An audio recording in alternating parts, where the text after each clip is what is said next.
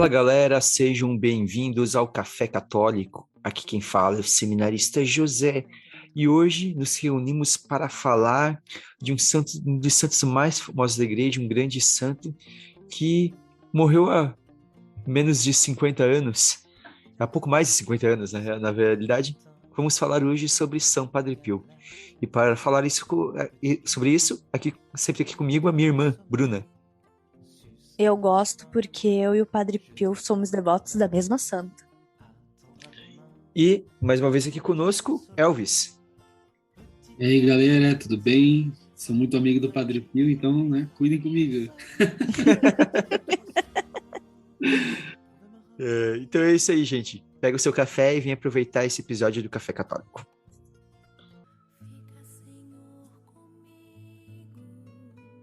No dia 25 de maio de 1887, na pequena cidade de Pietrelcina, na Itália, nascia Francesco Forgione, que viria a se tornar o nosso tão querido, tão conhecido, tão amado Padre Pio de Pietrelcina, né? Nasceu nessa pequena cidade, né? Então tinha acho que um irmão mais velho, né, e algumas irmãs mais novas. Nasceu numa família católica, família, pelo pouco que eu vi, pelo menos até, digamos, um pouco piedosa, né, a família dele.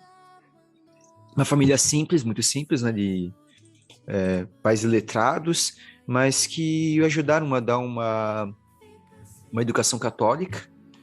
Mas São Padre Pio já desde muito novo ele se sentiu profundamente atraído por Cristo, né? Já bem cedo ele já se entregou, né, inteiramente a Deus, né? Então ele mostrava essa busca assim muito profunda e já um relacionamento muito íntimo com Deus desde os primeiros anos, né? Eu vejo assim, retratando o filme também e tudo, e comparando ele um daqueles alguns poucos santos assim muito especiais que desde muito pequeno ele já mostrava uma intimidade muito profunda, né, com Cristo. É daqueles prodígios espirituais, né? Um prodígio. Não, porque assim, se for assim, eu vou ser sincera, eu vi o filme, então não sei se o filme é o quão fiel é à realidade, né? O que teve adaptação, mas que na cena em que ele fala, ele é pequenininho, ele fala pro Frei que ele conhece quem é Nossa Senhora e Jesus, porque eles vêm visitar ele constantemente. É muito bonitinho, porque ele olha assim, e daí o Frei fala assim, não, eu não cheguei nesse nível de santidade. Ah, o senhor tá sendo humilde. E é muito. E dá pra ver que ele não tá. Que diferente do que a gente acha, às vezes, né, São Padre Pio, ele é bem debochado, pelo que eu. Umas frases, umas passagens dele era bem. E ali dá pra ver que não era a inocência da criança mesmo, de até parece, isso é normal. Imagina, se a criança falar isso pra nós, ela vai achar também que a gente vê Jesus direto. Isso.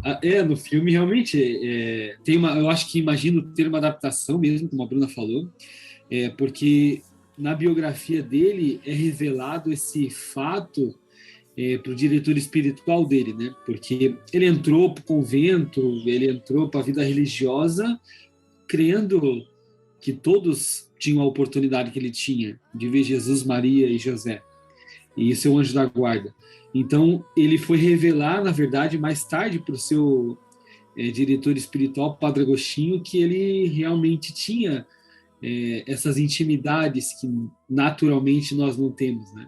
No sentido de ver, né, os nossos sentidos, acabar experimentando ver Jesus, ver Maria, ver José. Então, realmente, ele era muito inocente, né? Ele acreditava que todo mundo... É como se, realmente, aquele menino pequeno lá, Padre Pio, como a Bruna falou no filme, é como se fosse ele mais adolescente, assim, já entrando no convento. Só que com aquela inocência, justamente, porque ele era muito, muito inocente. Né? Depois a gente fala um pouquinho mais, mas ele era muito... Tinha uma inocência, assim, vamos dizer assim, invejável, né? Quando ele já era mais velho. Então, ele realmente acreditava que as pessoas também viam o que ele via. Um pouco, né, nessa inocência, né, a sua mãe, né, também falou algumas coisas que eu reparei, sabia que ele sempre foi muito diferente dos outros, né? Nunca não tinha capricho, sempre foi extremamente obediente, né? Então, coisa que talvez naquele momento ainda não, no primeiro momento não se percebia, assim, mas se mostrava uma diferença porque realmente ele já vivia essa santidade, né? Então, ele nunca cometeu nenhuma falta, nenhuma falta grave, ele tinha já era fruto dessa intimidade, né? Então ele tinha essa perseverança, né? Já era preservada essa inocência, né? E porque ele buscava mesmo, né? Já buscava desde muito cedo rezar bastante, ia sempre à tarde na igreja, né? Ia visitar Jesus, ia rezar diante da Senhora. E daí, claro, ele acabava essas visões que para ele, como acontecia, ele achava normal. E é curioso. E eu não sei se tem algum fato assim, mais específico da infância. Eu acho que, assim, tem umas coisas que são relevantes, são interessantes, assim, né? Porque, primeiro que no ambiente familiar dele, aparentemente era um ambiente bem tranquilo, bem sereno, confortável, né? Como diz até nas biografias dele. A mãe dele muito piedosa, muito de oração. O pai dele nem tanto, como a mãe, né? Então, mais uma mãe aí, né? Tivemos Santa Mônica tempos atrás, mais uma mãe aí muito devota de Nossa Senhora, muito entregue e muito devota também de São Francisco. E quando criança tem um fato engraçado, na verdade, eu acho que é mais, na verdade, curioso mesmo, né? Porque ele revelou mais tarde para uma amiga dele, né, próxima, que ele chamava as beatas, né, as mulheres mais próximas ali do convento, e que eram chamadas de beatas, né? Ele revelou para uma delas que quando ele era criança ele chorava muito, muito, né? E os pais dele não sabiam o que fazer com ele, né? De tanto que ele chorava, a ponto do pai dele um dia jogar ele com força na cama, né? Forçando ele a parar de chorar. E depois, obviamente, né, não se souberam na hora o que que era e tal, mas depois ele revelou, né, futuramente para essa mulher que era os demônios que gritavam no seu ouvido, né, porque os demônios de certa forma já sabiam quem era ele, né, desde criança. Então já sabiam que ali havia uma alma ali que Deus chamava profundamente, uma vida de santidade. Então desde criança ele já era, né, atormentado. Isso até está numa das biografias dele, que é um santo entre nós, Padre Pio, um santo entre nós, que fala sobre esse relato. Então, para ver que realmente desde criança, né? E também ele tinha fortes dores abdominais, terríveis assim, né? E era uma criança que também tinha uma vida serena, mas também tinha os seus sofrimentos, né? E essa vida mística que a gente estava falando inicialmente ali, já começou, na verdade, com os 5 anos de idade. Assim, até mesmo foi revelado pelos diretores espirituais dele depois, mais tarde, né? Então, com 5 anos de idade, que ele tinha essas visões dos santos, visões dos anjos, do seu anjo da guarda, de Jesus, a Virgem Maria. E ele era uma criança bem normal, assim, no sentido, claro, tirando isso, né? Essa questão de que ele sobrenatural, mas era uma criança que brincava, que se divertia. Ele gostava de 2 tipos de brincadeira, né, pelo que eu me recordo agora, né? Primeira de brincar de lutinha, né?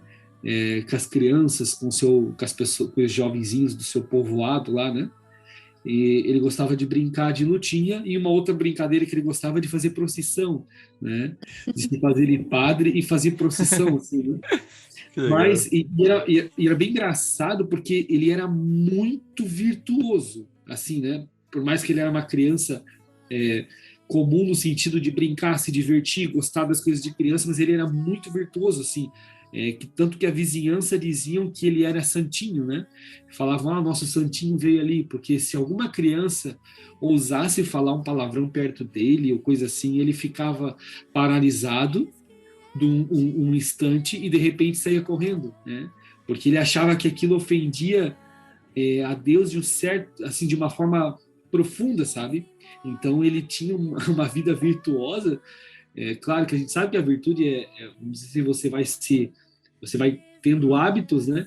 Mas no caso dele parece que é uma coisa extraordinária mesmo que aconteceu na vida dele, né? E eu acho que a gente talvez passe ali para a entrada do convento, mas tem mais um outro fato engraçado que eu acho interessante, é o próprio chamado dele ali, né?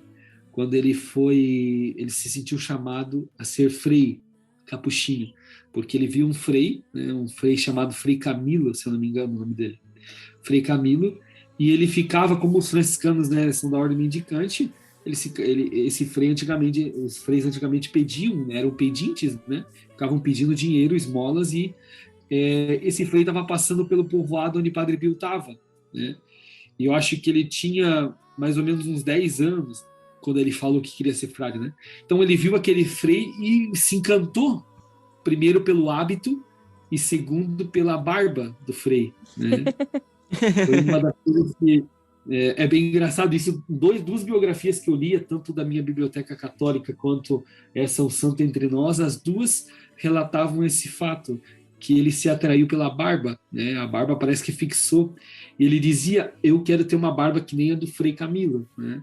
Então, olha como as coisas, os símbolos, né, os sinais exteriores, eles falam muito conosco, né? Se não fosse importante, né, não existiriam. Então, para ver, né, como Padre Pio, né, um dos grandes santos da Igreja, se atraiu tanto pelo hábito religioso e uma coisa simples, né, que é a barba, né, do frei. Então é muito engraçado, né? Eu acho que como um padre uma vez disse para nós, uma formação que ele deu para nós, Elvis, tu vai lembrar que às vezes ele falou alguma coisa nesse sentido, que às vezes a gente pode entrar, né, por alguma coisa, mas depois daí Deus se utiliza às vezes de sinais, né? Claro que depois para continuar, né, o Padre Pio teve muito mais coisa, mas às vezes para atrair Deus se utiliza dessas coisas, sabe? Às vezes vai ter seminarista que entra por causa que joga um futebol no seminário, um pode entrar porque acha o ambiente divertido, né? Então vai ter várias coisas, né, que chamam a atenção. Às vezes a pessoa pode entrar numa igreja porque achou a igreja bonita, né? Ter essas coisas e é uma forma que Deus usa para atrair, né? Entrei, como diz esse padre aí que deu a formação para nós, entrei pela batina e fiquei por Jesus, né? É isso, ele falou.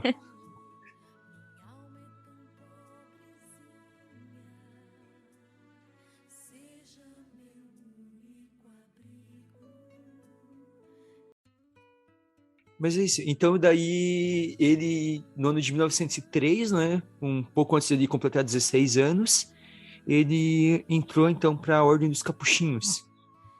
E daí, então, ele começou, né, sua caminhada como capuchinho, que daí ele só acho que em 1910 ele foi ordenado sacerdote, né? Antes teve os votos, tudo. E já é nessa época do convento que ele começa a ser tentado de uma maneira mais forte pelo demônio, né? Que ele começa a ter os ataques noturnos. Não sei se é só depois que ele é ordenado ou já começa nesse período. Sim, já começa de certa forma, porque não tem não foi muito falado, porque ele mesmo, por mais que ele tinha um diretor espiritual, ele não gostava muito de expor a sua vida interior, né? Vamos dizer assim, nesse sentido espiritual. Por mais que ele contou ali, né? Porque ele soltou mais coisas quando ele foi mais velho, mais idoso, assim, né? Mas quando jovem, assim, o que se tem de notícias é das pessoas que relatam, né? Mas com certeza, sem dúvidas, como até aparece no filme, né?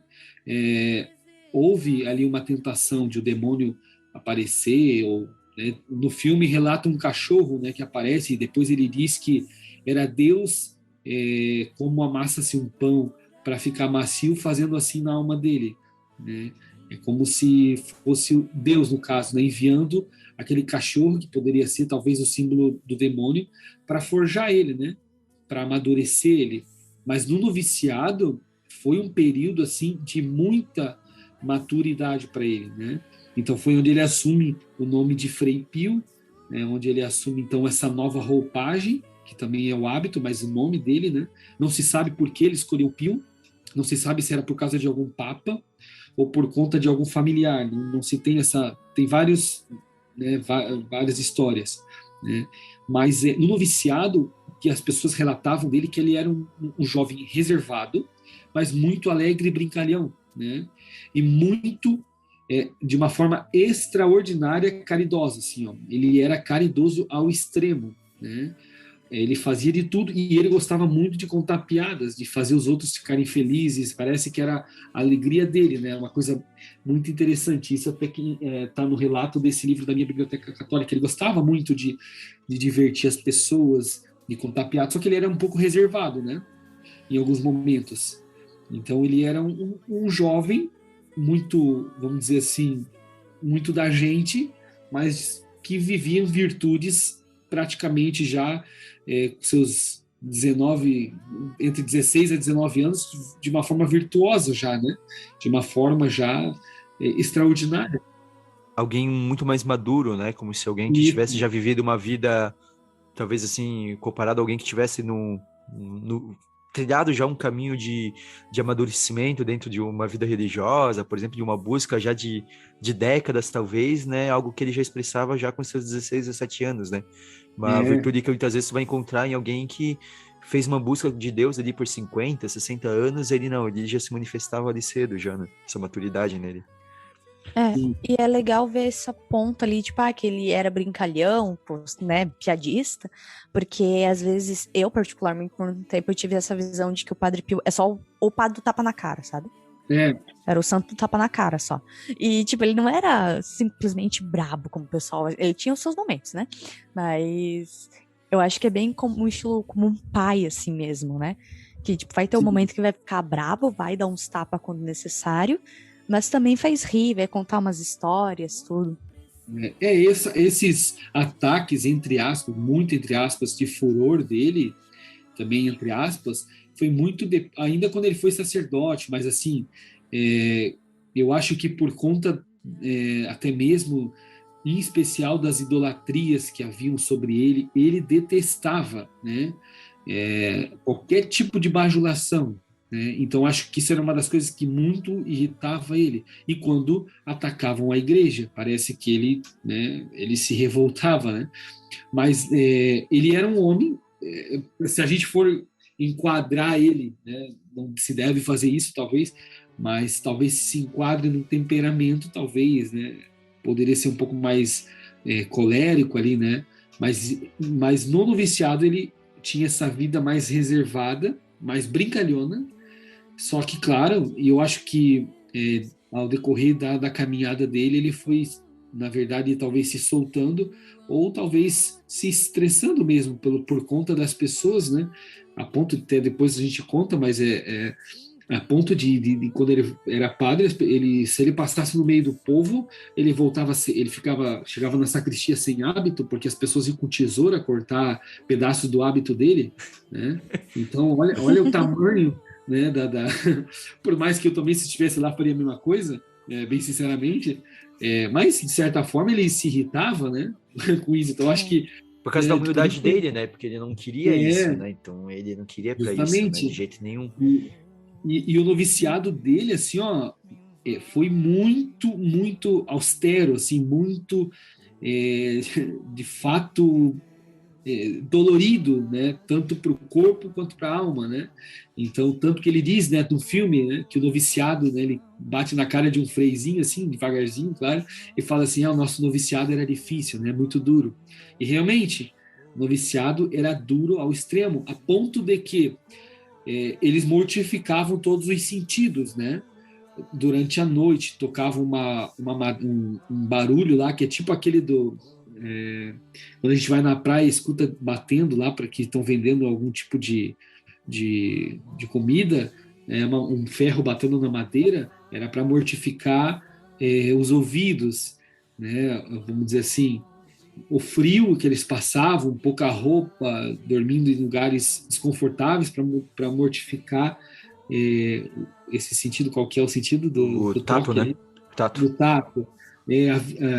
O paladar, eles comiam um pouco para mortificar o paladar, né? E uma curiosidade bem incrível é que o Padre Pio levava ao extremo mesmo, uma radicalidade profunda, mortificar os sentidos, que ele quando tinha que mortificar os olhos, era nunca poder olhar para o teto, nunca poder olhar para cima, sem permissão do superior, a ponto de ele não saber, ele relata isso, né, num dos livros dele, relatado, né, num dos livros dele, que ele não sabe como é o teto do noviciado, porque ele nunca olhou para o teto.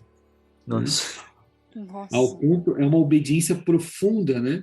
E quando os pais dele foram visitar, né, na verdade foi a mãe dele primeiro visitá-lo. E ele não olhava para a mãe, não olhava nos olhos da mãe, porque essa era a regra franciscana. Então, ele não olhava, e ele, meu filho, a mãe dele, meu filho, o que aconteceu contigo? Por que tu tá assim? Por que tu não olha? Não sei o quê. E ele não respondia, né? Porque ele não estava, vamos dizer assim, liberado para olhar. Aí a mãe dele foi embora, voltou com o pai dele foi questionar o superior, aí o superior explicou para eles, e no mesmo instante o superior foi na sala onde o Padre Pio estava, onde o Frei Pio estava, e falou, olha, está liberado para poder olhar, né? Está livre da obediência. Aí ele olhou imediatamente para os pais, abraçou e chorou com eles, né? Então, a profunda obediência e desapego do mundo, né? A ponto de desapegar dos pais, né? De não, eu obedeço a lei, vamos dizer assim, a regra do convento, e eu, para buscar a santidade, então eu não vou olhar, né? Então, uma coisa bem incrível, assim, né? Que a gente talvez hoje olharia para isso e falaria, não, não é possível, não, tá errado, né? Mas era uma vida dura, né? Como ele mesmo dizia. Na verdade, muitas congregações tinham essa regra até recentemente, né? Algumas ainda têm algumas regras assim que são muito extremas, e sendo bom ou não, mas são extremas, isso é um fato, né? Quem tá lá dentro que vai saber julgar se é válido ou não. A gente não acha que tem capacidade de falar. Mas eu lembro assim, por exemplo, não é nada comparado com isso, mas meio disso de mortificação. Eu lembro quando eu era vocacionada das Carmelitas e um amigo meu da época entrou pro convento masculino, né? Entrou pros Carmelitas. E eu fui fazer um vocacional e ele tava lá. E a gente não podia se cumprimentar, porque ele não podia falar com meninas sem o superior dele estar perto. E assim, beleza, eu era vocacionada, sabe? Tipo, tinha toda essa coisa do, vamos colocar entre aspas, não era um perigo, mas ele não podia me cumprimentar sem o superior dele perto. Pois é.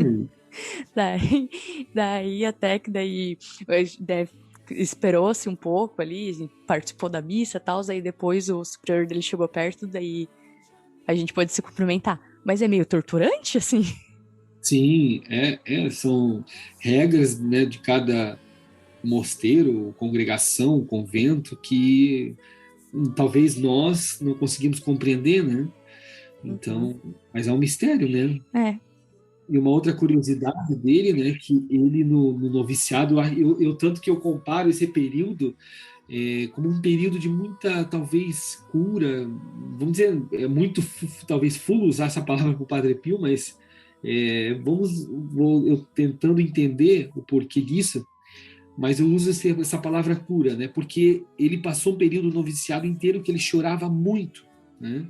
Era um período que ele vivia da vida dele que os superiores, os amigos diziam que ele tinha uma doença nos olhos, porque a ponto de tanto que ele chorava, chegou a manchar o assoalho da capela, do coro onde ele ficava. Então ele teve que começar a levar panos, né, e lenços para deixar no chão para não mais manchar o assoalho, né, do coro onde eles rezavam.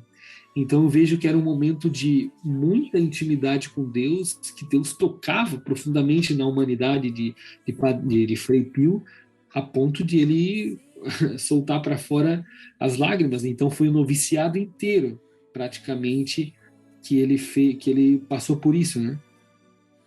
Foi nesse momento também que começou muita questão da saúde dele, né? Porque ele tinha muitos problemas de saúde, né? Sim, teve bastante problema de saúde. E variados. Do que você pensar, eu acho que ele teve. Porque era na cabeça, era no olho, era no pulmão. Dores, febres em temperaturas assim altíssimas, né? Com todo respeito, era bichado? O homem era bichado? Tanto que moveram ele muitas vezes, né, de lugar, tentava para ver se o clima ajudava a melhorar, mas tinha pouquíssimo impacto. Jesus, ele tinha todas as... como é que o Padre Léo sempre dizia, né? Jesus curava todas as doenças e o Padre Pio tinha todas elas. Pois é, bem isso mesmo. E assim ele foi indo, né, nessa caminhada até que daí em 1910, né, eu tinha comentado antes, ele foi ordenado, então, como presbítero, né, então, e começou, né, nesses primeiros anos como sacerdote, até por essa questão da saúde e tudo, foi permitido que ele ficasse junto à família dele, né, próxima à família dele, né, que ele ficasse ainda em Pietrautina. Sim, ele ficou nesse vai e volta, ele ficou 7 anos. E é muito difícil, não é compreensível, de certa forma, para um frei, né? Ainda mais naquela época, que se vivesse fora do convento, né? Não era concebível essa situação, né? Então, teve muita perseguição, de certa forma, já iniciando, né, as perseguições por conta disso, porque os superiores não queriam aceitar, né? Como pode um frei morar fora do convento, né? E eles falavam não, então que ele venha para cá e morra aqui, né? Então, mas só que lá ele fica melhor, não. Então, que ele não viva lá, venha para cá e morra aqui, né? Então, eles preferiam, alguns superiores preferiam que ele fosse para o convento e morresse do que ele ficasse em Pietreutina e vivesse, né? Então, era uma coisa bem engraçada, né? Até mesmo na forma de pensar deles, né? Não, é melhor que ele morra mesmo, né? Por conta da vida que ele assumiu. A vida que assumiu foi essa. Então, ele tem que morrer aqui. Então, é uma forma bem voltada ao céu mesmo, né?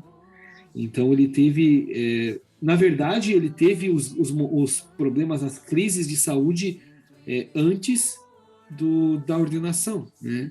A ordenação ainda foi em 1910, né? As questões de saúde já começaram antes. Eu não me lembro agora a data, mas foi por 1907, 8, 9, alguma coisa. Tem aqui que começou a ter problemas mais sérios em 1905. Foi em Isso, 1905.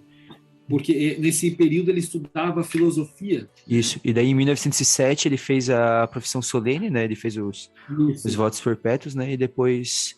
Mas ele continuava com os problemas de saúde. Tanto que ele, se eu não me engano, ele foi ordenado e teve que ficar um tempo ainda sem confessar, né? Não tinha aí a permissão para confessar, porque antigamente eram duas coisas separadas, né? Meio que separadas, podia ser ordenado e não confessar. Ele ficou, se eu não me engano, 4 anos esperando a permissão para confessar, né? Então é um pouco diferente, né? Nosso bispo permite um dia depois. Né? Ele só, Eu ia ele, falar, na ele só não real, dá, assim, ele só não dá a permissão na sequência da bispo, porque senão todo mundo quer confessar com o padre. até se vocês dois me corrigem se eu estiver errada, mas pelo que me explicaram, é raro, mas nem todo padre pode confessar. Tem padre que não tem autorização pra confessar.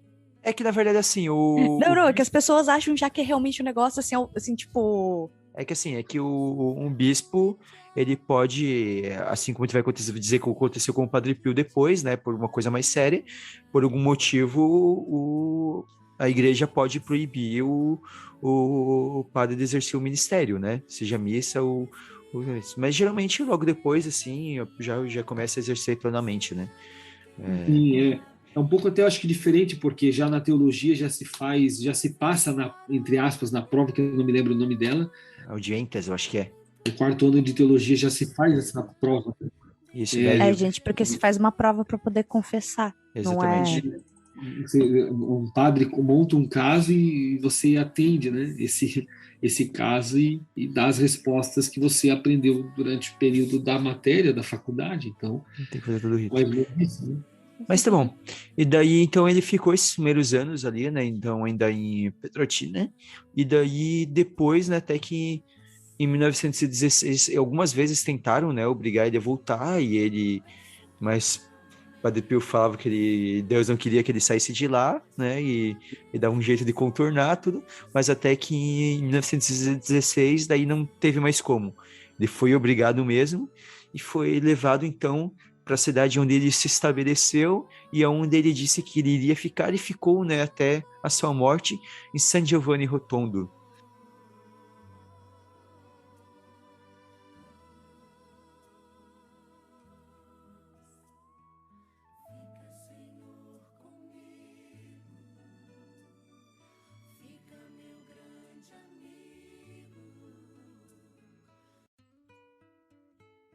Ali que ele fez a sua trajetória. Claro, a trajetória dele de santidade já começou há muito tempo, né? Mas ali que se estabeleceu o ministério sacerdotal dele, né? E ainda assim, ó, lembrando que nesse período ele sofria em questão do serviço militar, né? Porque o Padre Pio serviu no exército. Ah, sim, sim, tem isso ainda, né? Ele serviu no exército. Por causa da Primeira Guerra Mundial, né? É, Para quem não está associando o período, nesse período, justamente de 1914 a 1917, ocorreu a Primeira Guerra Mundial. então ele realmente não conseguiu a dispensa, ele só conseguiu em 1918, se eu não me engano, a dispensa. Então, assim, foi um período, desde ali da sua juventude, dos 18 anos até um pouco depois da ordenação. Imagina, ele foi ordenado em 1910 e ainda em 1918 que ele foi liberado, vamos dizer assim, até por conta da saúde, que ele tinha uma pneumonia dupla, que eles constataram na época, né? Então, ele demorou. E ele serviu como sacerdote, né? Cuidando da enfermaria. Ele ficou... Não se tem muitos relatos, mas nessas biografias, 2 biografias que eu tenho aqui, que são bem completas, né? São livros grandes, assim, os 2 juntos, acho que dá umas 1000 e poucas páginas. Nessas 2 biografias relatam que ele foi. Ele até vestiu a roupa farda militar e tudo, né? Então, até tem um fato bem engraçado que ele tentou, de todos os jeitos, assim, ó, com todas as influências que ele tinha, de conseguir sair do exército. Tanto que ele conhecia uma senhora que conhecia um general do exército que pediu ajuda a ela para falar com ele, para pedir a dispensa para ele, né? Então, ele, de tanto que ele sofria por conta disso, né? Por conta de ficar sem um hábito religioso. Então, tudo isso parece que mexia muito com ele, né? Mas ele foi dispensado em 1918, definitivamente do exército. Em 1918, que acabou sendo o ano do fato que acaba sendo mais famoso e que fez ele ser, né? Acabou chamando muita atenção para ele, né? E ao mesmo tempo fez ele sofrer muito, que foi em 1918 que ele recebe os estigmas, né? Isso. Sendo o único sacerdote que recebeu, né? Isso mesmo.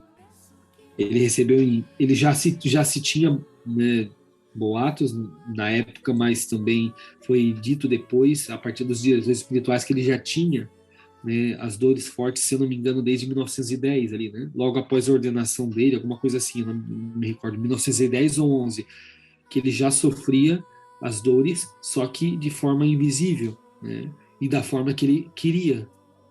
No filme, eu acho que eles até retratam isso, né? Porque no filme tem, antes da cena que ele recebe, tem uma outra cena em que ele sente a dor, mas depois não tem nada, assim. Mas ele sente, ele meio que vê como se estivesse saindo da mão dele, só que depois não tem nada. E depois no filme tem a cena onde ele recebe de fato os estigmas, né? Acho que um pouco pra retratar ele isso. ainda... Que ele chora bastante, que ele fala que ele não quer, que ele quer passar em segredo, ele não quer chamar atenção. Ele ainda, tipo, tem isso, né, no filme. Bem, e eu acho que um pouco da brabeza dele enquanto ele era exaltado era por causa um pouco disso, porque ele não queria chamar atenção para ele. Isso. Foi em 1911, ó, dia 8, agora eu peguei aqui nos meus slidezinhos, e isso foi dia 8 de setembro de 1911 que ele teve sofre os seus primeiros estigmas ali, a aparição deles, né? E depois desaparecem, né? E só reaparecem, então, em 1918. E também em 1918 acontece o fato ali também marcante, que foi o da transverberação, né?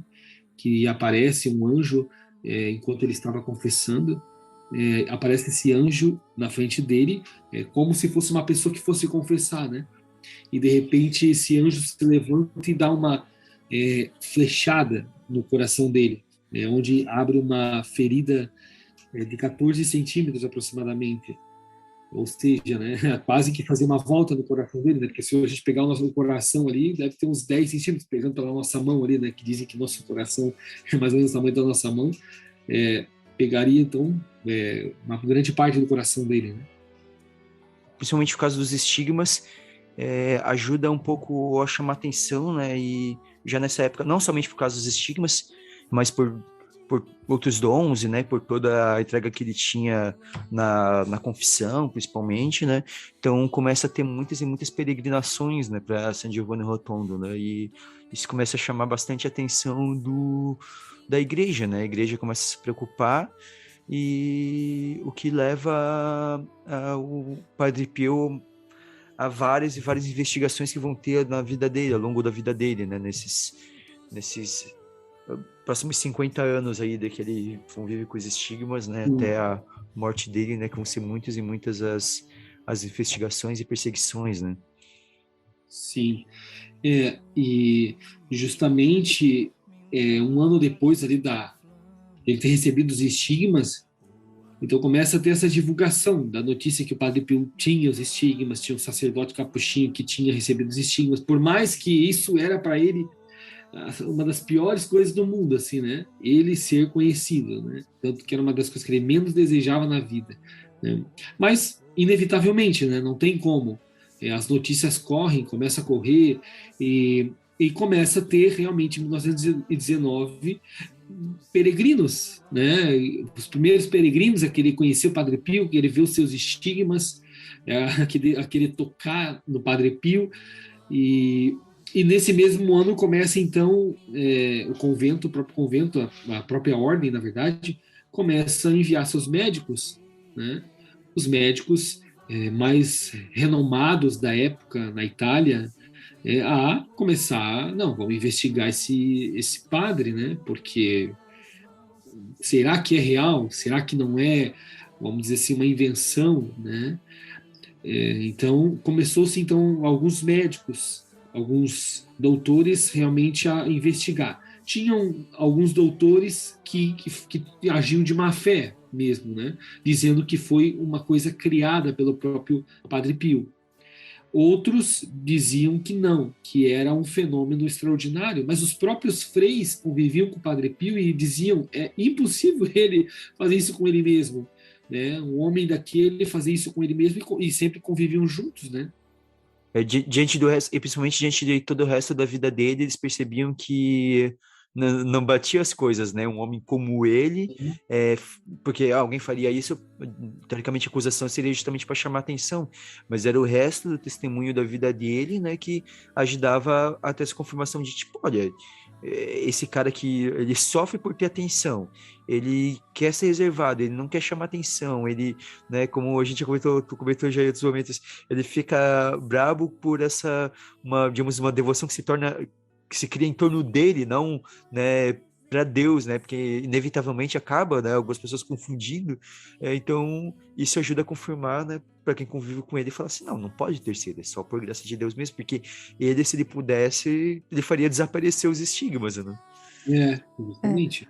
Das acusações era que supostamente ele usaria ácido carbólico, só que os médicos mesmo... Eu não sei o nome. É ácido carbólico. Só que os médicos mesmo dizem que seria impossível ter o efeito que tinha nas estigmas que o padre tinha, porque o ácido ele já cauteriza a ferida, então não sangraria como a dele sangrava constantemente, né? Sangrava principalmente na missa. Né? Então, tipo, não. E mesmo que ele, tipo, se ele tivesse, tipo, se fosse, tipo, não tinha, não fazia sentido com o que acontecia. Justamente, não se é comprovado, né, que foi encontrado esses ácidos, mas... não, essa era a acusação, assim, mas não tem nenhum fundamento a acusação. Um dos livros aqui diz que é possível, né? Por que talvez é possível? Por conta da cicatrização, né?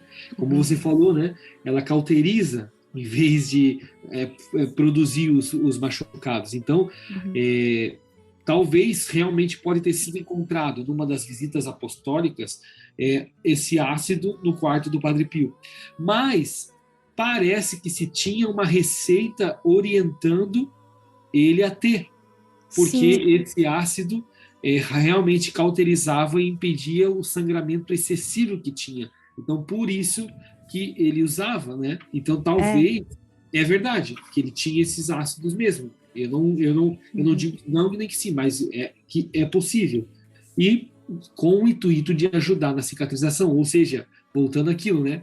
A desaparecer. O sentido dele era que ele não queria ser conhecido, ele queria que os estigmas desaparecessem. Então, talvez ele acabou usando por orientação de médicos superiores.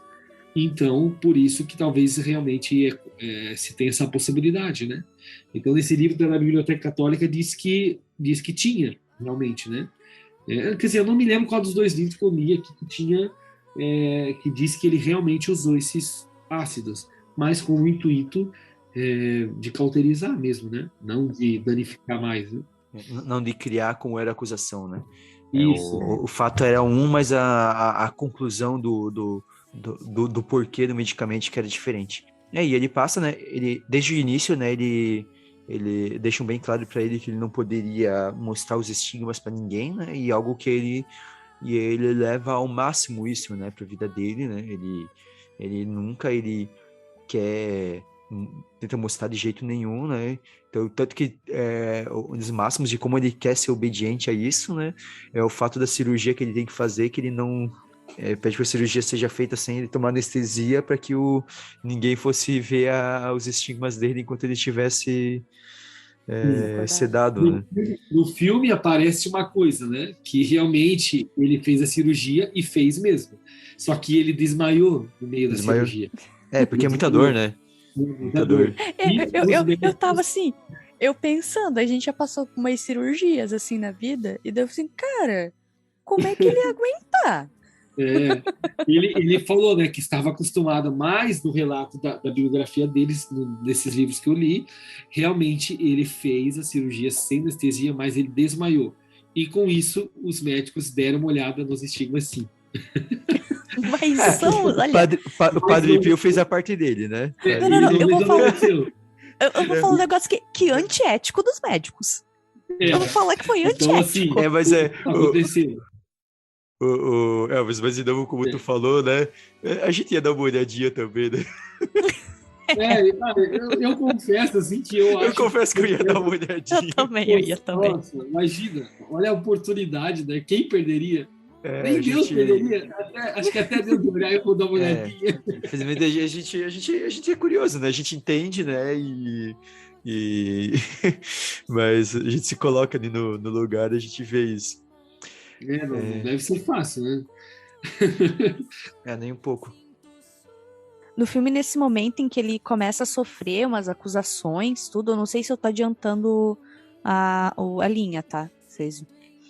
Mas no filme, né, que ele começa a ser acusado, daí tem um bispo que inclusive vai contra ele e tudo, né? E que daí mostra no filme, que é a cena maravilhosa dele, que um dos caras que tá... um jornalista, não sei se né? naquele momento já era filho espiritual dele ou não, mas que acaba se tornando, né? Mas o cara... né? O jornalista, ele vai e fala mal do bispo na igreja. E que daí é a máxima, a cena maravilhosa. Que São Padre Pio vira, mas o tapa na cara. Daí a gente começa, assim, quem é você para falar de um bispo da igreja? E é uma coisa que a gente tem que aprender realmente, que tá, beleza. Pode ser que tá errado, mas quem é a gente para falar? É que, sem querer criar polêmica, assim, demais, mas isso vale um ponto de reflexão e talvez a gente pensar a atitude de algumas pessoas, porque às vezes a gente tem algumas discussões em torno de alguns temas dentro da igreja e, tipo, poxa, quando a gente vai falar de alguém, assim, por mais que a gente, pra quem tá ouvindo, por mais que você possa achar, assim, quando você vai falar de um bispo da igreja, tem que se tratar com carinho, não se pode falar de qualquer maneira, assim, né? Você não trata como se estivesse tratando qualquer pessoa, assim, né? Então, eu acho que isso é bem importante, porque às vezes se olha, assim, e olha que segundo, pelo menos pelo que o filme passa, né, o bispo realmente aprontava das suas, mas mesmo assim, e o bispo se colocando contra ele, o bispo defende, porque você não trata de qualquer maneira uma pessoa assim. Então, acho que é importante a gente refletir, porque infelizmente, principalmente nesses tempos de internet, às vezes a gente vê umas pessoas aí com discursos que, olha, sem respeito nenhum, né, infelizmente, com aqueles que são servos de Deus, né. E é que assim, fazendo até o paralelo já com o programa que a gente já gravou sobre o magistério da igreja, tudo, é aquela questão de o respeito. Mesmo que possa estar fazendo errado porque é humano, ele não tá ali à toa sendo um bispo. Ele não foi aleatoriamente que ele foi eleito bispo, que ele foi escolhido para ser bispo. Não foi simplesmente por ele ser querido ou fazer parte de uma panelinha que ele subiu no cargo, vamos colocar assim, sabe? A pessoa tem um porquê de estar ali e a gente precisa ter uma reverência e respeito.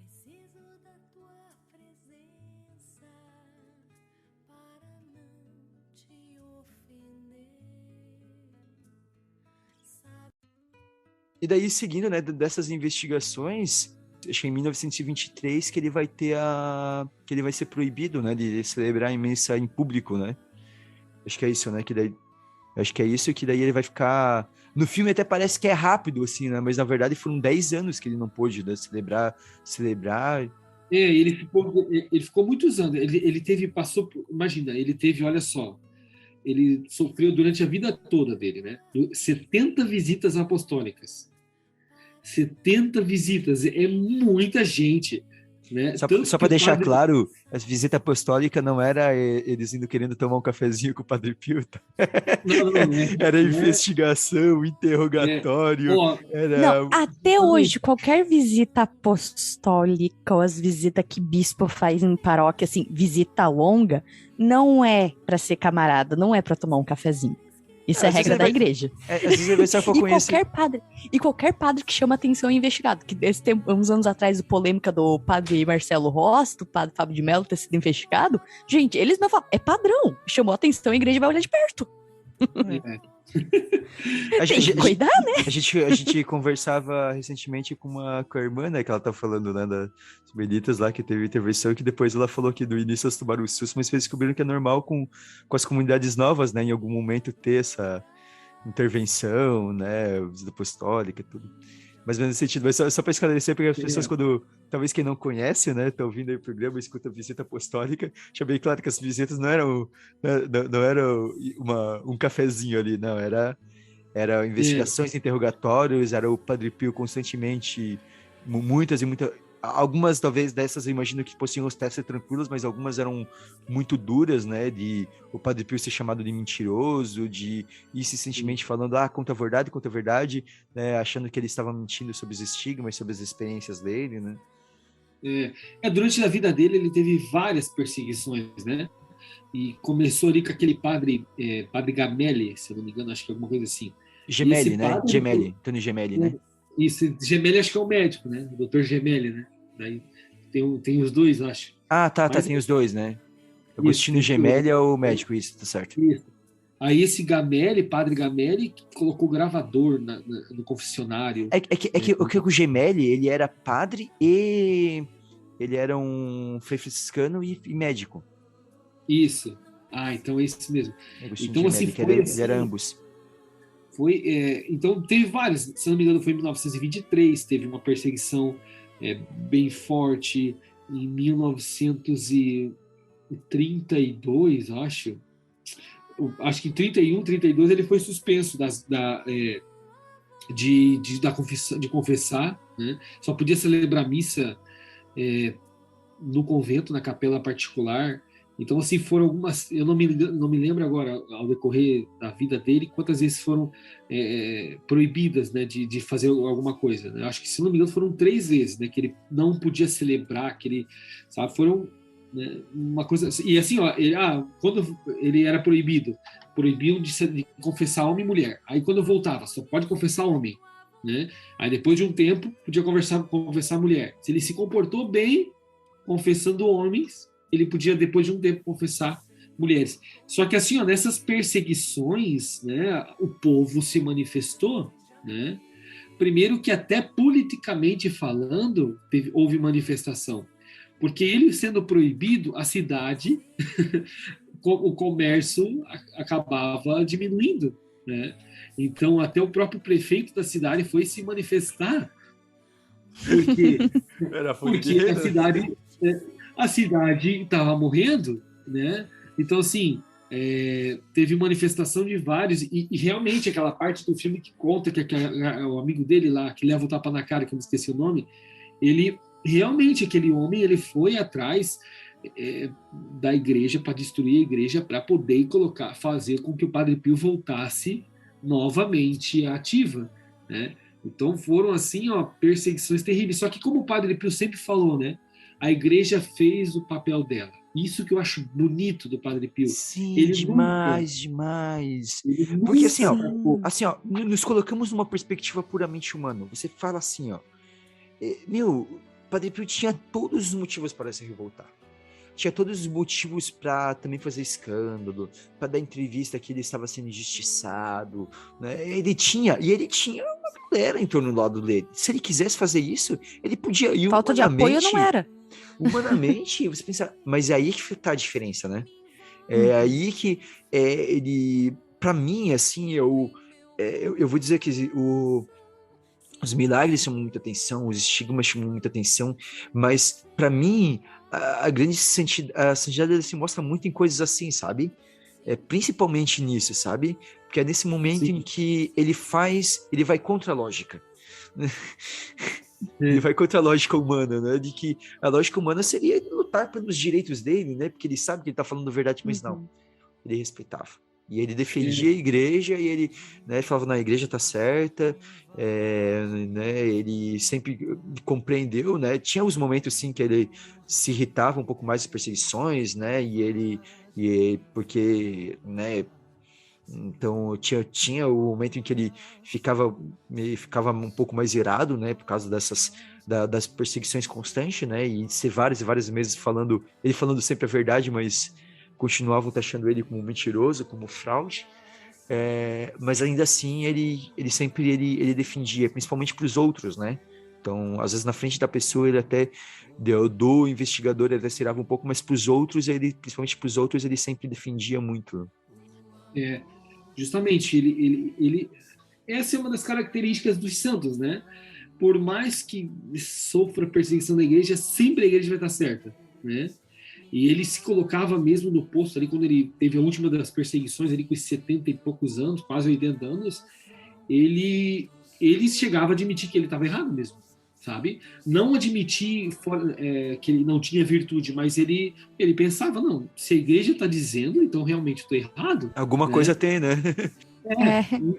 E assim, ó, só que o que acontece? Tinha coisas que ele não admitia, né? Em que sentido? A violação dos sacramentos, né? Para isso para ele era uma coisa terrível. Por exemplo, quando colocavam gravadores, Tem esse na, caso, né? Não, isso colocaram é. gravadores e acaba que, meu, vai colocar gravador na cela no confessionário do Padre Pio. O cara via anjo, né? Não acho que não ia saber do microfone ali, né? Então acabou de certa forma, de algum jeito ou de outro, né? Ele sabia, só que o mais difícil é que os próprios superiores tinham que permitir, né? Vamos dizer assim, consentiam, né? E isso machucava. Ele mesmo relata no final da vida dele que isso machucou muito ele. Tanto que ele era um homem, né? Como eu falei no começo, ele era reservado, muito alegre. Até tem uma história bem engraçada inicialmente, lá, bem no começo que eu esqueci de contar, que na época eles tinham caveiras, né, nos conventos, né? Quando ele era noviço. Ele se escondeu atrás de uma caveira e pegou a caveira e saiu andando com ela, né, enquanto o Frei estava passando. E assustou o Frei, né? Então, não, agora voltando no tempo de agora, então ele começou assim, né? Era um homem reservado, brincava. Quando o sacerdote se soltou mais ainda, muito aberto, muito presente, um homem de presença, e no decorrer da vida dele foi diminuindo isso, foi parando, ele foi ficando mais reservado ainda, mais conservado no sentido interior, falando menos, falando pouco, né, a ponto de estar nos seus 80 anos de vida, quase morrendo, ele falando praticamente o essencial, né? Por conta das perseguições, né? Ele mesmo disse que as perseguições acabaram com ele, né? Mas a fidelidade dele a Jesus foi impecável, né? E a igreja, né? Tanto que no filme conta, tem aquele relato bonito, né? Que ele fala que o padre diz para ele, olha, a igreja não precisa de homens como você. Ele fala, não, mas sou eu que preciso da igreja, né? Então ele inverte, né? Talvez se fosse eu, não, como não, a igreja não precisa de óleo, como santo eu sou, né? Eu tenho os estigmas, né? Quem Olha quantas pessoas vêm aqui por causa das é, pregações que eu faço, por causa dos atendimentos que eu faço, né? é, e assim, ó, Mas e nada Padre disso. Pio, nesse livro minha biblioteca católica, diz que ele era um fenômeno na Itália.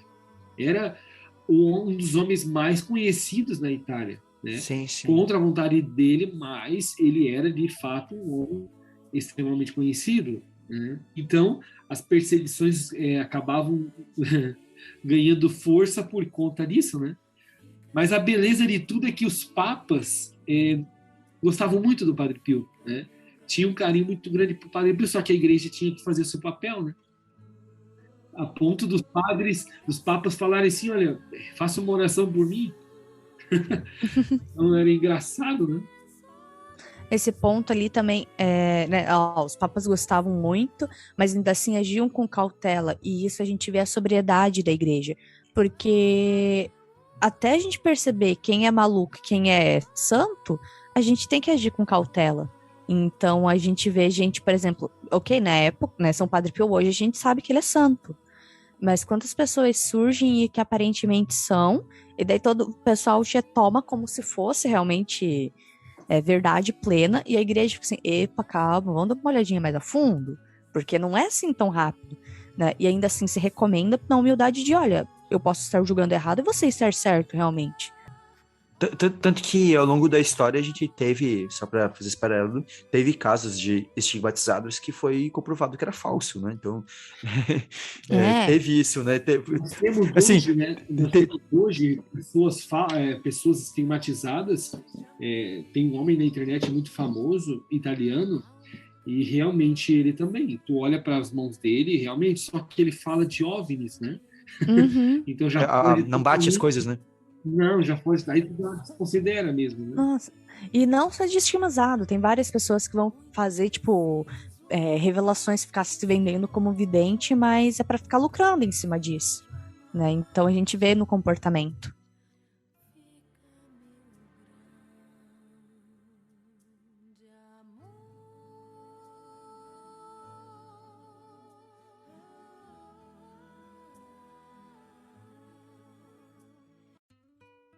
Para a gente abordar um pouco as outras coisas aqui, eu acho que a gente falou bastante aqui sobre as perseguições, e a gente pode falar um pouquinho sobre o trabalho de caridade dele, né? Que ele sempre procurou ajudar muitas pessoas e combinou principalmente, né, com a obra terrena lá com a Casa Livre de Sofrimento, né? Acho que é, né, o nome da casa que ele fundou.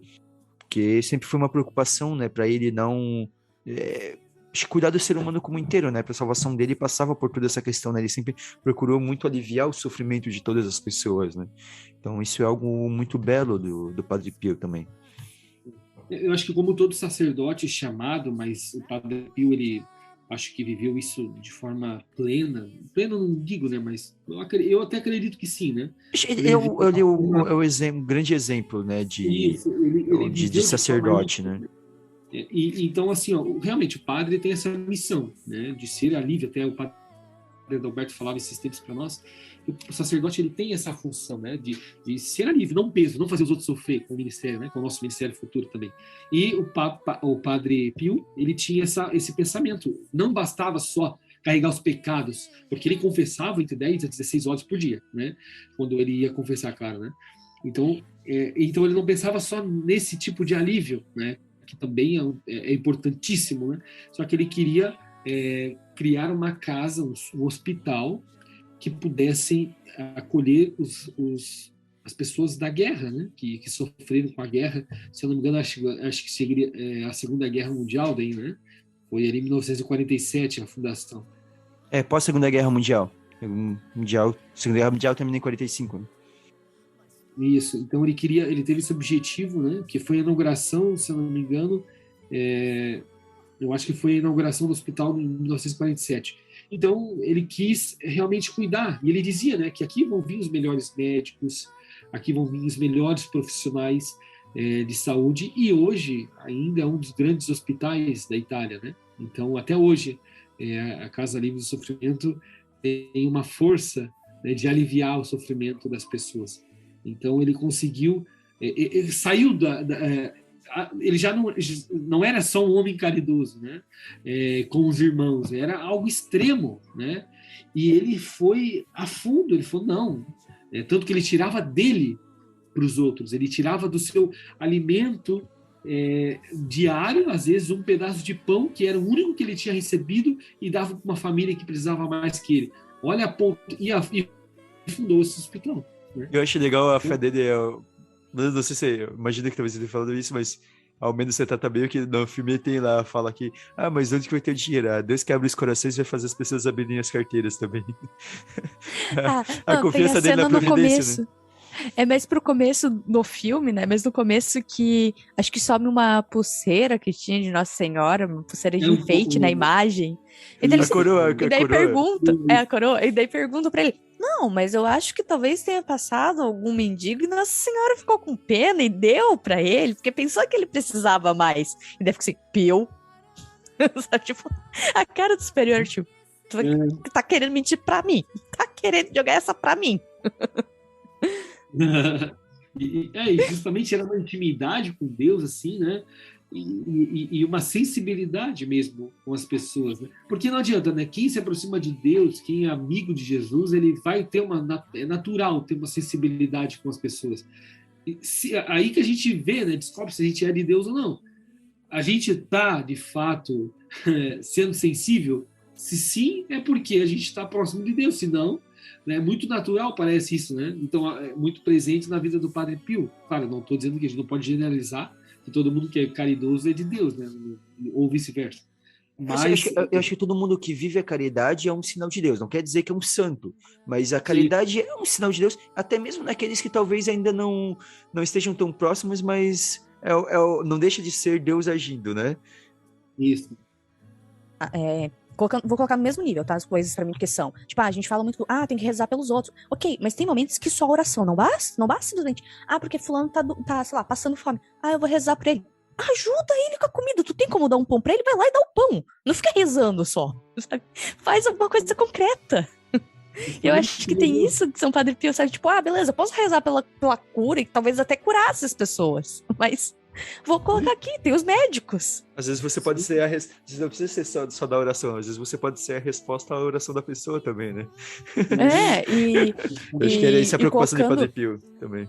E colocando a importância de um hospital, vamos lá, a cura que a gente às vezes precisa para doença, a cura nem sempre é um milagre extraordinário. É um milagre o médico ter o conhecimento, a sabedoria e estar disponível ali para fazer uma cirurgia pra gente. Né? Tem que pensar tudo isso. E tanto que até mesmo quando eu tive todas as minhas dificuldades, né, na minha saúde, e, né, olha só, estou aí no seminário buscando a Deus e tive que fazer cirurgia, né? E vou fazer mais uma, e fiz várias cirurgias, né? Então vou fazer mais e tudo. Então olha só, então independente, né? Mesmo os que rezam, os que não rezam, Deus quer que a gente necessite dos médicos. Até Eclesiastes fala, não desprezeis os médicos, né? Então é importante. Padre Pio então tinha muito claro isso. Ele ressuscitou gente, ele podia curar, as pessoas podiam, talvez, quer dizer, Deus podia através dele, só que Deus quis que ele fizesse o hospital, então ele fez o hospital. Essa seria a forma de curar, uma forma ordinária de curar as pessoas, né? Deus poderia usar Padre Pio para curar de forma extraordinária também, como usou, só que Deus queria esse hospital, e ele foi lá, obediente, e conseguiu o dinheiro, que for muito dinheiro para construir o hospital, né? E aquela coisa, às vezes a cura não vai ser possível, né? Mas que às vezes a gente simplesmente alivia o sofrimento, né? Às vezes é isso, assim, às vezes que precisa somente, né? Ao menos que para a pessoa ter a capacidade de, às vezes, fazer uma passagem dessa vida para próxima de uma maneira mais tranquila. Às vezes a cura não vai vir. É o acolhimento, né? Mas o acolhimento para a pessoa poder, naqueles últimos momentos de vida, ela conseguir fazer aquilo de uma forma mais tranquila, ela poder refletir um pouco sobre a vida dela, pedir perdão, poder fazer essa passagem mais tranquila, né, também, né? E tanto que, se eu não me engano, acho que foi uma das últimas perseguições da vida dele, foi por conta do hospital mesmo, né? Porque até essa cena aparece no filme, no livro conta um pouco mais detalhado, os superiores dele vão lá, né? E ele falou, né? Se vocês... tanto que no filme ele falou assim, se a cúpula toda veio porque eu fiz algo de errado de novo, né? Aí depois ele falou assim, aí os superiores falaram assim, não, dessa vez não, nós íamos pedir a sua ajuda. Dele, que bom, né? Me ajuda, debochado, né? Eu acho que o jogo virou. Se aplica facilmente. É bem essa frase. Agora me ajuda. Aí ele falou assim, olha, a gente veio pedir porque a gente entregou nosso dinheiro, nosso investimento a um banqueiro que dava juros e tal, e esse banqueiro faliu, né? Vou contar pelo filme porque é mais fácil de lembrar, mas no livro acontece, tem esse relato também. Então, esse banqueiro faliu e sumiu com o dinheiro dos capuchinhos e de várias outras ordens na época. Então, ele foi pedir para pagar as dívidas, os superiores da ordem foi pedir ajuda para o Padre Pio para que ele desse o dinheiro do hospital para eles. Aí ele falou assim, daí ele falou, não, isso não é possível, porque não é meu, né? O dinheiro é para o hospital. Aí eles falam, não, mas você fez voto de obediência, então você tem que dar para nós. Ele falou assim, não, eu posso dar o que eu tenho, eu dou. Aí ele tira até do bolso bala, santinho, e dá para eles, só é o que eu tenho. É o que eu tenho. Mas o dinheiro do hospital não é meu, né? Então, foi assim, profundo isso, né? O dinheiro do hospital não se toca, ele fala, né? E foi ali que veio a grande perseguição final ali, né, da vida dele, por conta de ele não ter dado, ele teve que passar, não mais administrar o hospital, teve que assinar papéis para dar ao hospital, né, deixar a administração do hospital e tudo. Então foi uma grande luta no final da vida dele ali, né? Em 1950, 50 e pouco, assim, sabe? Só um lá que eu esqueci, que eu me equivoquei ali, não foi em 1947, em 47 se iniciou a construção do hospital. Foi em 1956 que foi a inauguração. Ah, tá. Beleza. Então, tipo, a gente, né, comentar um pouco das questões de situações inusitadas com o Padre Pio, meio que umas mitadas que ele deu. Tipo, uma que eu vi, assim, meio por cima, daí o nosso especialista de plantão aí me corrija se isso for verdade ou não, tá? Mas diz que um dia ele chegou pra uma missa e tava muito lotado. E o povo não deixava ele passar pra ele poder ir até o altar. E, tipo, ele tinha que passar. E daí ele levitou e foi andando por cima das pessoas. E todo mundo ficou assim, caraca! Gente, é a mesma coisa que andar no chão, só que no ar. Sim, isso aconteceu mesmo. Tipo, não é nada de... É a mesma coisa. Eu não tava lá pra dizer que aconteceu, né? Isso que a Bruna falou, realmente aconteceu. Quer dizer, como eu disse, né? Aconteceu, eu não sei, mas imagino que sim, né? Está no relato, né? Mas realmente relatado no livro, esse fato aí. Tem vários fatos dele, né? A própria levitação, né? A famosa história da levitação, que vem um avião, acho que vocês já ouviram essa, que vem um avião bombardear uma cidade próxima a São Giovanni Rotondo, onde ele morava, onde era o reservatório de armas do exército inimigo, né? E foi esse avião bombardear, e aparece esse monge, de repente, barbudo, voando na frente do avião e ordenando eles a não soltar a bomba. Né? Imagina, não, ali, que tu vê um monge voando na tua frente ali, você, né, não se acredita. E depois, o general ouviu falar, o que estava no avião, o general não, o piloto, ouviu falar de um frei milagroso e foi visitar. Tanto que tem até uma foto na internet de toda a tropa ali que viu ele, né, no ar. Então, uma história inusitada, né? E ele pegou, né, nessas de brincar, e ele falou assim, vocês quase me explodiram. Quase explodiram o São Giovanni Rotondo. Então, é um fato engraçado, né? Ele usa de um dom divino, né? E aquilo para ele é algo tão natural, né? E ele faz ficar natural, às vezes, né? Até para nós, meros mortais. Né? Tem vários fatos engraçados, né, ou inusitados dele. Eu acho que depois do estigma, eu acho que o mais forte dele era a questão da bilocação, né? Isso, a bilocação era bem Que forte. era um negócio sinistro.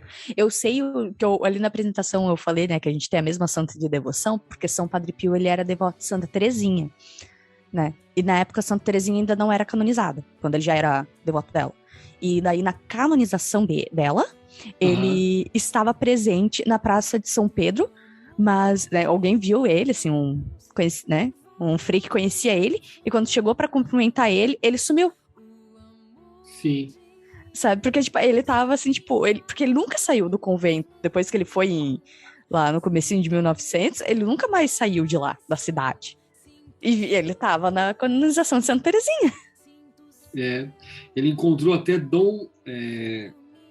como é que é o nome do Dom Orione lá? Luiz, não. Luiz Orione, né? Não.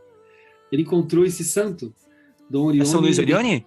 Isso, São Luís São Luís Orione. Orione, né? O fundador dos Orionitas. Ele encontrou... Ah, não sabia dessa. Sim. Isso. O São Luís Orione estava na Praça São Pedro e de repente viu o Padre Pio, foi cumprimentar e ele desapareceu, né? Então, teve tem pessoas que foram salvas na guerra por ele também, né?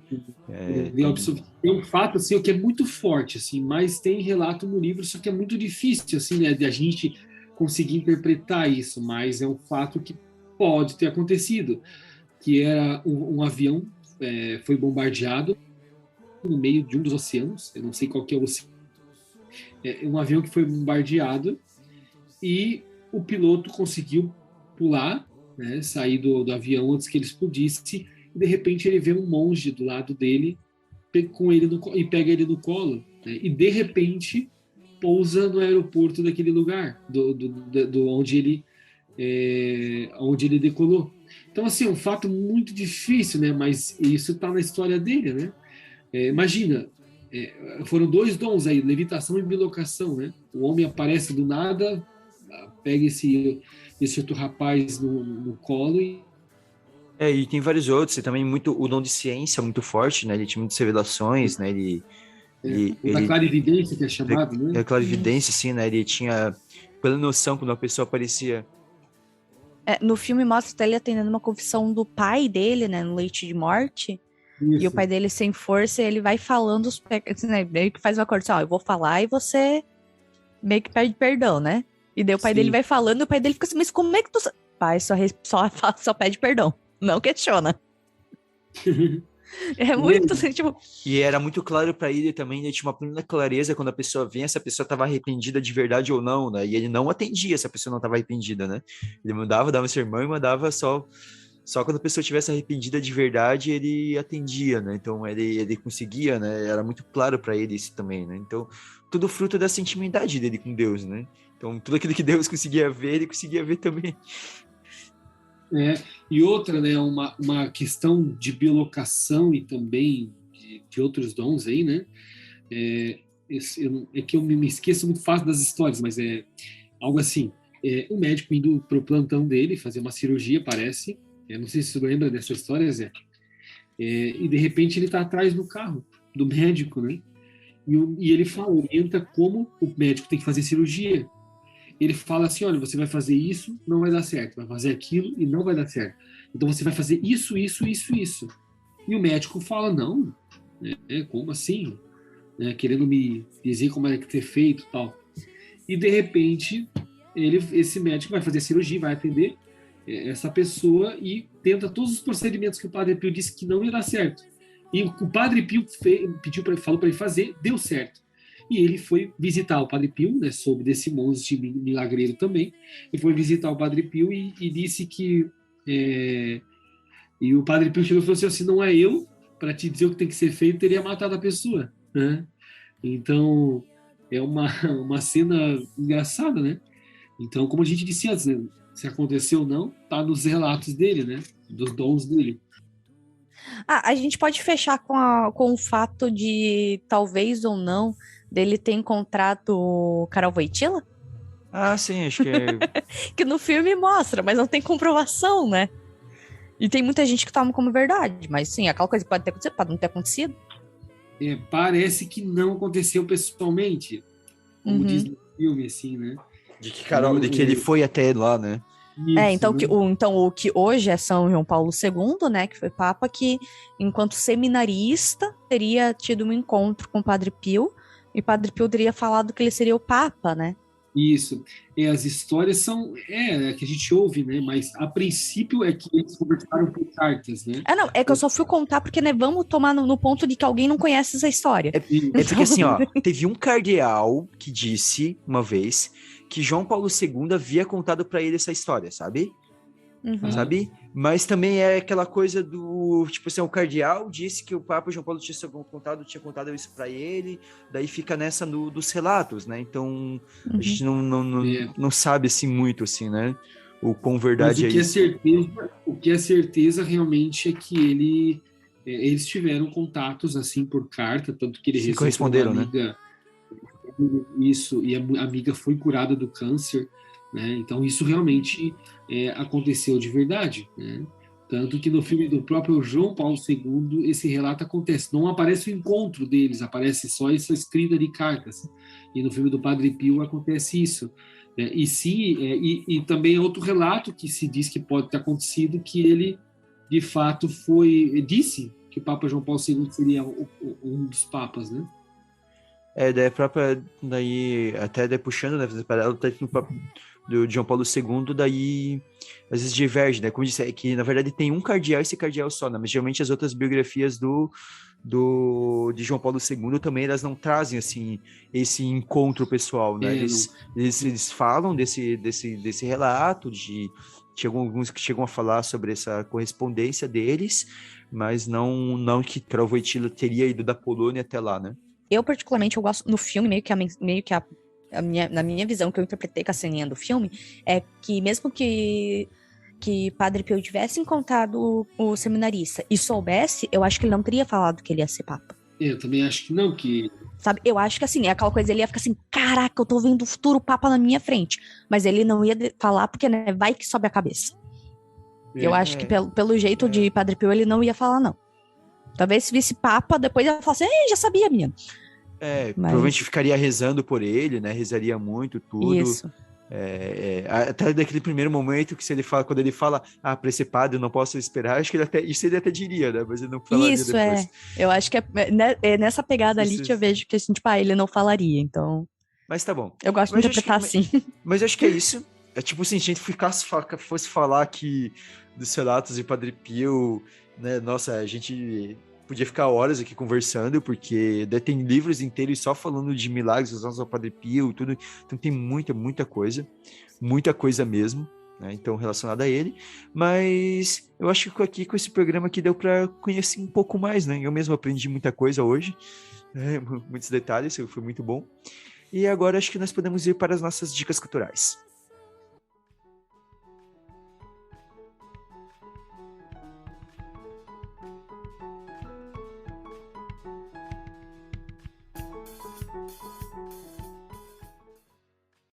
Então, começando por você, Elvis, dê suas dicas aí, para quem quiser talvez conhecer um pouco mais sobre Padre Pio, né? Quiser se aprofundar um pouco mais.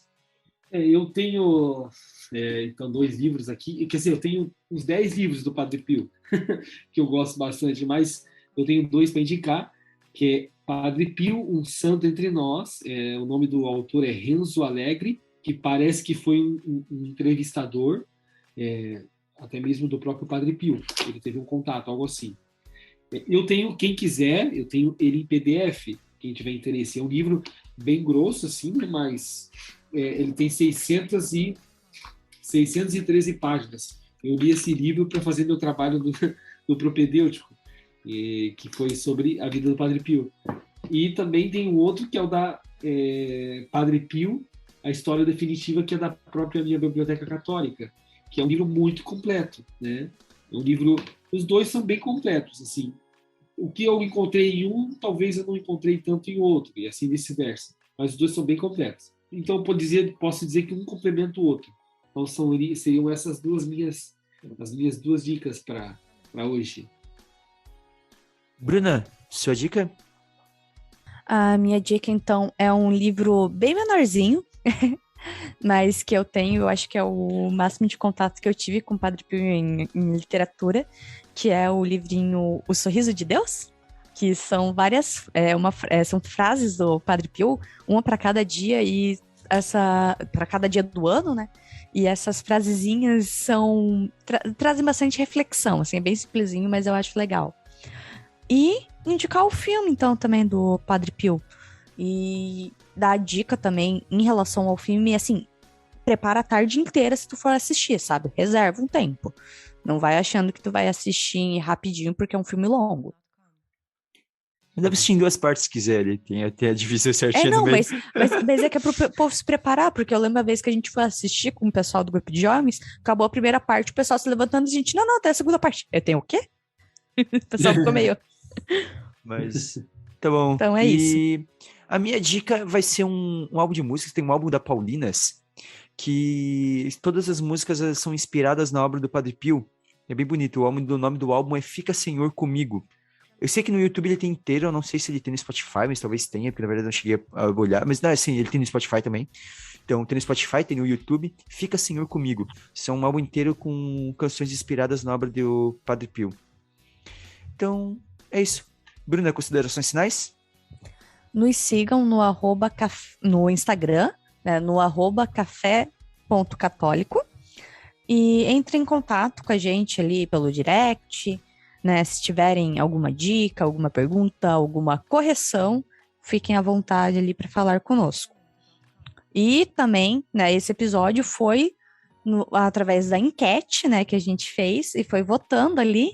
E claro que tinha só opção boa, né, para escolherem, mas chegamos em São Padre Pio. Então, nos sigam lá no Spotify, ajude a divulgar o nosso podcast, para que possa alcançar cada vez mais, né? Então, hoje, né, para quem está escutando no dia do lançamento do programa, é o dia de São Padre Pio. Então, e aproveite para rezar, né? Pedimos a oração de vocês aí também pelo nosso projeto aqui, pelas nossas vocações, né? E agradecer também ao Elvis por estar aqui com a gente e colaborar tanto nesse programa para que a gente pudesse conhecer um pouco mais sobre São Padre Pio. Eu que agradeço pela oportunidade, também agradeço pela oportunidade de falar de Padre Pio, né, que é um santo que eu tenho muita devoção, tenho um carinho muito grande, e é uma das coisas que eu muito admiro, não só por tudo que ele fez, né, e tudo que ele faz até hoje, intercedendo por nós, mas é a força da sua decisão por Cristo. Então isso que me atrai muito nele, é a decisão por Cristo. Então agradeço muito por ter falado desse santo no dia de hoje. Então é isso aí, galera. Um grande abraço a todos, que São Padre Pio possa interceder por todos nós, e até o próximo Café Católico.